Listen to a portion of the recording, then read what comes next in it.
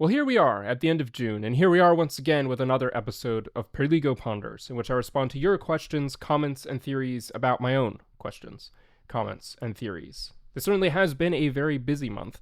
Not a lot came out from 21 Pilots, but one very significant thing did come out from 21 Pilots. The first single off of their new album, Breach, the song being The Contract, obviously, as I'm sure you are already aware. And alongside the release of that song, there was a new music video, a lore-packed music video, which was very well made and has a lot to unpack and uncover and discuss within it. And so, as you might expect, that has sparked a lot of discussion.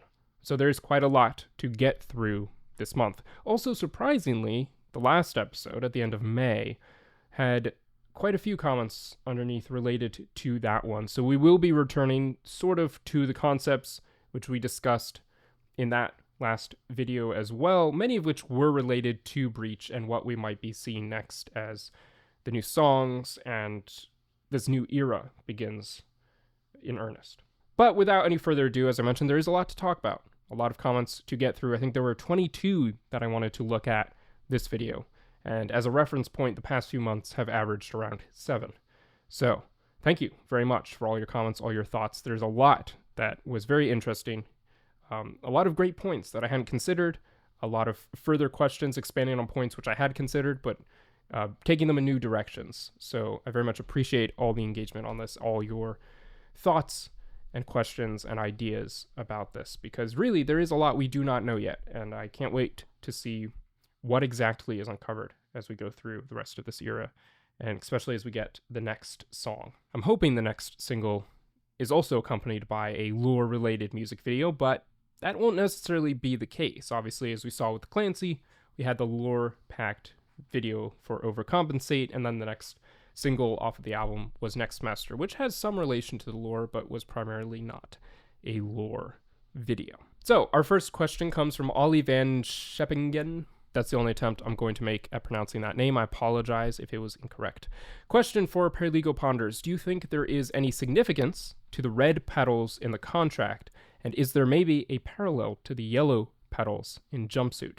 Now, I touched upon this a bit in my video last week on Sunday, looking at the entirety of the contract and everything which I thought was important or had a reference to another thing we had seen previously and so on. But to be fair, I didn't necessarily draw an explicit reference between the petals that we see in the contract and the ones that we see in Jumpsuit at the end of that music video. But yes, I do think you can make a connection there. We do see a very similar image. You see the yellow petals falling around Clancy as he stands there having just been seized by Nico, and here we see inside his mind after he has been seized by Nico, and we see red petals falling around him. Now, perhaps the significance there is that as he's seized, and as he's in his mind as someone who's been seized or smeared, perhaps, I should say, the Banditos cast these yellow petals over him, but to him, as someone who's controlled by Blurryface, they look like red petals in his eyes. Maybe. That would be the connection I think you could draw to Jumpsuit. Primarily, I saw those petals as the rebel red carnations referenced in the song Chlorine and not really revisited since that song. We see a red flower in the album artwork for Jumpsuit on the page that accompanies the lyrics for Chlorine, and I think Smithereens as well, which is right next to it. But we don't really see that idea of the rebel red carnation revisited again, and certainly the rebel colors seem to be yellow primarily, right? That's what the Banditos wear. So what is this rebel red coming in? So that was the first thing that came to mind when I saw that shot in the music videos. I was relating back to the lines from that song. But I do agree and acknowledge that there is obviously a connection that you can make to that scene in Jumpsuit. This comment from JC Bentley B3 comes in response to a video I made questioning where the guards of Dema have gone, because we don't see them in Paladin Street, but we do see in a letter from the Clancy tour that they exist. I've discussed and mentioned this a number of times, but I haven't really settled upon a clear answer. So he theorizes, I bet those guards are in the towers, and that's probably why Clancy climbed the tower to find the bishops. Presumably, that's why he climbed the tower instead of going inside the tower, going up. I think it's a good point. I think it is worth acknowledging that if Dema is so deserted as we see, then why does he feel the need to scale the wall of the tower instead of just going inside and climbing up? So it could be, yeah, there are guards inside. Perhaps they are anticipating a breach of the walls, and they're sort of the vanguard, ready to launch a counterattack if the Banditos break through the army of the undead and make it into Dema. Then they swarm them, almost ambush them from within the towers. Like I mentioned, I'm not entirely sure where those guards went, so your guess is as good as mine, and I think this is a valid enough theory. That could be the case. This comment in relation to the minute of silence that we hear in Paladin Strait from Lisa Bush, 7608. And she writes, I thought the silence is the Clancy concert, the space where he decides if he is going to continue to fight. Now, this was sort of my theory as well. Right before the contract came out, when we knew it was coming out, we had heard those lyrics about trying to stay quiet. My idea was that all of that video was going to take place in the minute of silence. And as he's climbing the tower, he's just reached the tower, and we have this minute of silence before he confronts Nico. Obviously, then the music video came out, and it turns out that that song actually takes place inside his head right after Nico has seized him, but before he reopens his eyes. Right, so it's within Paladin Strait, but it's a different moment in Paladin Strait. It's not the minute of silence. It could still be the case that the silence is supposed to represent the concert, because again, you can still place that within the minute of silence, and right after that silence ends, then he goes to fight Nico. It would still work. However, what we see in the music video for the contract does in many ways appear to be something representative of a performance for the glowing eyes.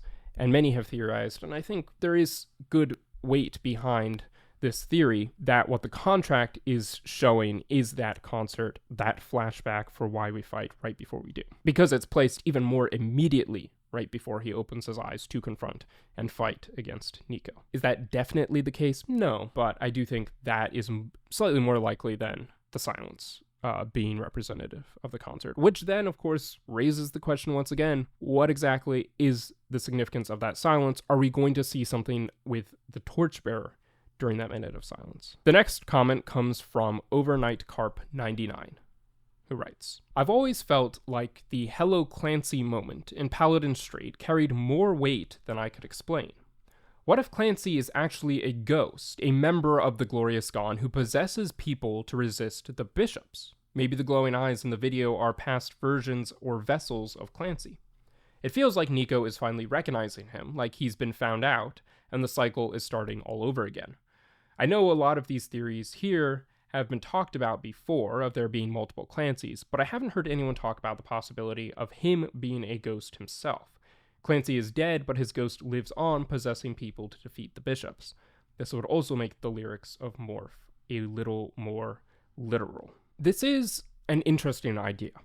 I'm not fully convinced that the Clancy we primarily see is himself not alive. However, in a video I made a couple of months ago now, talking about Jumpsuit and why we see multiple different versions of Clancy within Jumpsuit, is that perhaps there is a possibility that Clancy is, as part of this cycle, passing by previous or future versions of himself, depending on where he is on the cycle. But if we imagine this cycle, and we kind of have the main points, right? Within Dema, escaped from Dema. Going back to Dema, escaped from Dema, right? That as one version of himself is being recaptured, as we see in Jumpsuit, being recaptured and brought back to Dema, another version of himself has just escaped and is making his way to the Bandito camp. Again, this is primarily focused on Jumpsuit, because I think this is where we see something like this most clearly. And so that's why we see these two different versions who appear, or at least one of them appears to know what's happening to the other. And we see something similar in Paladin Strait. And we certainly have an idea that perhaps one of these versions of Clancy is talking to the other. I don't think that this means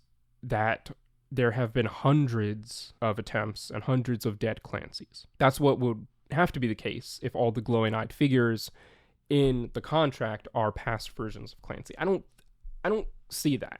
It could be. I don't know that I can necessarily definitively say that's not what's happening here, but I don't see that. I'm not convinced of that. But I do think that this idea of a ghost of Clancy, or whether it's literal or metaphorical, right, could make sense. Because if there's a Clancy, a version of Clancy who's in the future, the past version of Clancy would be a ghost of his former self. And that's why we would have a lyric like overtake your former self. Because if there are multiple versions of Clancy, it's the same Clancy, but he's just on different points in this circular timeline. If one of them can overtake the other, then they could work together, and there could be two different versions of Clancy converging together and operating at the same time. And we almost see this in Jumpsuit, right? We have that letter from Clancy where he recounts the events of Jumpsuit from a third-person perspective, hiding up in the caves as his past self is recaptured. And one possible interpretation of that is that he was very close to overtaking his former self. You know, in the past, he escapes and he makes out of Dema and he survives out there long enough before he's captured and brought back that this other future version is able to catch up with him and almost makes it, but Nico recaptures Clancy right before he can. And so for the future Clancy, the past version of Clancy would look like a ghost of him, a shadow from his past, who really, in a sense, no longer exists because that future Clancy has replaced him, but there is some kind of converging of the timelines which makes them work together. And so he'll morph to someone else, morph to a past or future version of himself. That may not make a lot of sense. It's a very rough idea, a very rough theory. It just could explain some of what we've seen before and would tie into this idea of repeating cycles that we know exists within the story. Could he be a literal ghost? Yeah, perhaps. And I think what this person here has laid out does have a good argument behind him. I'm just not fully convinced that he is himself dead. And as part of that, I don't think we've really seen dead versions of Clancy. We've seen him seize other people and pretend to be them, as we saw in Overcompensate, but I don't think we've seen a literal corpse of Clancy yet. And I do think if there are multiple Clancys, it would have to be working in the way that I just outlined. That was a bit rambling, a bit of a rough theory, so if that didn't make a lot of sense, fair enough. But if it did, and you have further ideas on it, I would love to hear them. A frequent commenter and viewer of these, ASPB7HQ, writes, I have something, possibly, for Perligo Ponders. Although it was only used twice that I'm aware of, is there significance in the color white? It was used for the lights during Paladin Strait on the Clancy World Tour. We also saw it in the signed picture given out to the FPE participants. Tyler is wearing an all-white sweater while he's covering the bottom half of his face, with only revealing his eyes and hair. His hair is also long in the picture, like it is in the current era and the Contract music video. I found it weird when I received the picture due to the long hair, which at the time he had it short, probably some foreshadowing. In the Contract, we also see him covering the bottom half of his face, but with all black versus the white. Very long-winded, I know, and I'm also posting this in the wrong comment section. Thanks for listening to me ramble. In case anyone's confused, the comment section doesn't matter. So as I provide my response to this, you're probably going to wonder why I included it in this video. Because my response is, I have no idea. I haven't actually seen the image which you are referencing. I don't know if maybe there's a link to it on Reddit or something that you could point me towards, but I'd be curious to look into that a bit more. But I will say this, I think we do see a duality between black and white on the bishops themselves, right? They have white kind of at the top of their head, and then black going down onto their nose, mouth, neck, hands, and so on. Perhaps there's something there. And then also in Fairly Local, we see them wearing very white coats and things like that. And in Routines in the Night, there is sort of a similarity there. It's not quite the same costuming, but Tyler is wearing white in that video. And then obviously we also see the white hazmat suited people in Lane Boy. So I'm afraid I don't have much more to add to it than that, because I'm not quite aware of what you're talking about and I don't actually know exactly what to make of it. But I think it's interesting. Could just be a stylistic thing. Perhaps there's another version of Clancy out there who's wearing white, like we saw in Fairly Local, but yeah, I think it's more just based off of the costuming that they did in different videos and things like that. But if you have any other thoughts, or anyone else can provide some insight to this who's seen the picture or thought about this a bit more, feel free to do so. Johnny writes, Perligo ponders, the entirety of the contract, someone is trying to manipulate Tyler into thinking the Banditos betrayed Tyler, and that all the bishops want is him to become another victim to their religion. And you can see this when Tyler says promises and contracts I used to keep. He used to keep a contract with Blurryface during Blurryface and Skilled and Icy, and he had promises with the Banditos in Trench and Clancy, trying to destroy the bishops.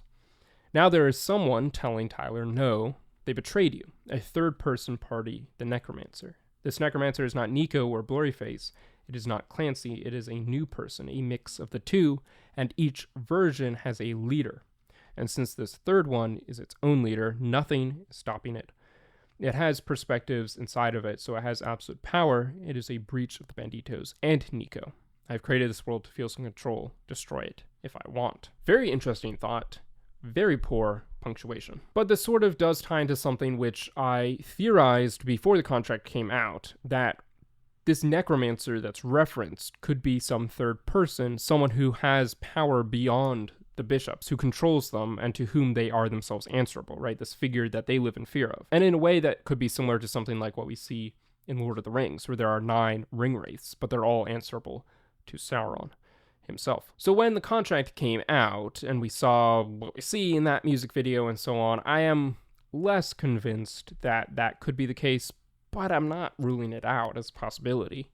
I do agree that as the story comes closer and closer to finishing, it would be unlikely that they would bring in a brand new character, especially because we might only be getting 2 more lore videos for Breach. We don't know. There's only been 3 for the other albums. In fact, there were only 2 for Scaled and Icy. And that was a shorter album, and it's likely that Breach will be a shorter album. You know, we might get a music video for every song off of Breach. We don't know. Even if we do, it's probably likely we'll only get 3 or 4 lore videos. It would be fantastic if we got 10 or 11, right? One for every, if we assume it's an 11-track album, we get a music video for every track on the album.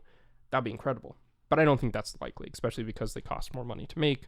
They're a bigger project. And also, if we do get, after the contract, 10 more lore videos, they would actually have to have a lot of story to fill those up. Because it seems pretty apparent that the final fight between Clancy and Nico is about to happen. Like some have theorized, perhaps we'll get a music video looking into what the Torchbearer is doing during all of this, and then we'll go back to the final fight. But regardless, I don't think this is an invalid theory. The idea, there is a lot here, right? And the idea that the Banditos are bad or betraying Tyler, maybe.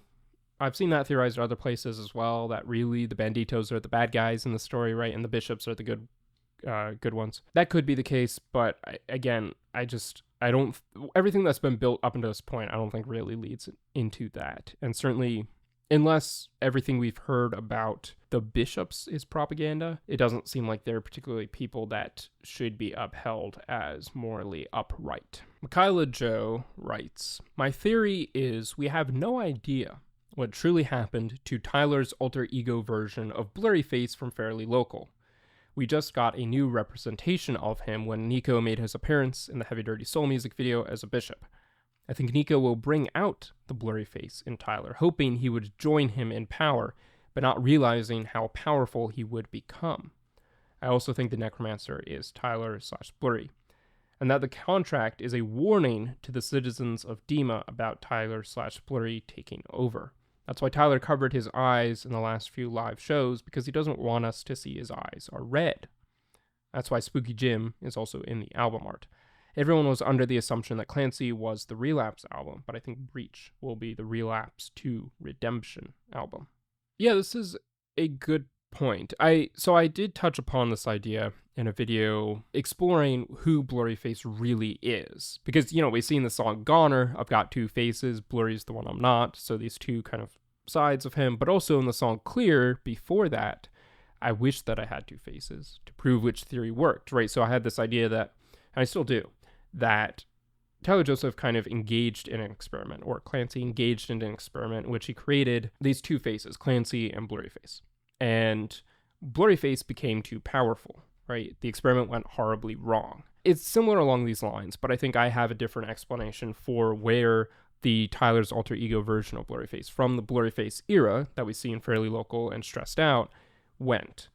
I think he morphed into something stronger than Tyler was able to control through Clancy. And so the personality split even further, and Nico became this whole other entity in and of himself, or Blurryface became this whole other entity in and of himself, took ownership and control of the name Blurryface, and then took control of Tyler or Clancy because of that. And potentially even Clancy didn't even exist at this point, right? This projection of Clancy. If we assume, right, that we have Nico and Clancy are 2 projections of Tyler's mind. The 2 faces originally could have been Tyler and Blurryface, right? Working very closely together. Blurryface became stronger and stronger, broke away into Nico, and then began controlling and subduing Tyler, so then he created Clancy out of that to kind of fight against him. How much of that is specific to, like, the history of the lore, and how much of that is going back into kind of a meta-narrative around the lore and the creation of it, I don't know. That's where things get very blurry, for lack of a better word. So that's more along the lines of what I think happened there. Yes, it is perhaps the case that this Nico figure is another externalization, and that some element of Blurryface still lives on inside Tyler, and that's why we see his eyes are red at the beginning of the contract, and so Nico is trying to bring that out of him so that he'll join his side, under his control, kind of thing. So it won't really be Clancy becoming a bishop. It will be Clancy being controlled and subdued by Blurryface once again, and Nico and this blurry Clancy will be working together as the two rulers of Dema, possibly. But again, that sort of leaves open-ended where Nico came from, because we do know that Nico is Blurryface. So that would have to create an idea where there are two Blurryfaces, one who became Nico and one who's still in Tyler. But that sort of contradicts what we see in Clear and Goner. Those are my thoughts on this, to the point of Clancy being the Relapse album and Breach is instead going to be the Relapse album. I think Clancy was, and I think in many ways was that, and I think Breach is in many ways a direct follow-up to Clancy. Technically speaking, is it a double album? Perhaps not, right? We can get specific and semantic about that, and that's fair, right? If it doesn't technically count as a double album, that's fine. But that isn't really the point. As we can see from the Clancy tour, or the second leg of the Clancy tour that they're teasing in September, that really is the second leg, right? It's the Clancy tour Breach. It's not the Breach tour. So they are connected, and Breach seems to be the second half to Clancy.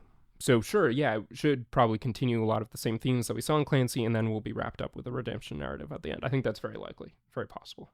But I don't think that necessarily detracts from what we saw in Clancy or what was the main narrative theme of that album itself.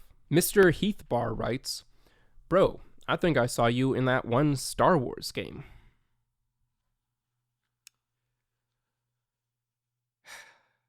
Vinyl Spin 1 writes, "What if there wasn't really any citizens of Dema left? I'm thinking maybe the bishops were the ones writing those letters being the ones that we saw during the Clancy tour. And this is sort of along the lines of the Torchbearer being a projection cast by Nico to convince Clancy to come back to Dema. And it would be similarly sinister, and perhaps even more so, because if Clancy thinks there are still citizens left in Dema, right? Because that's the whole point of Clancy going back to Dema. He's going back to free those who are still left, still trapped inside the city under the control of the bishops.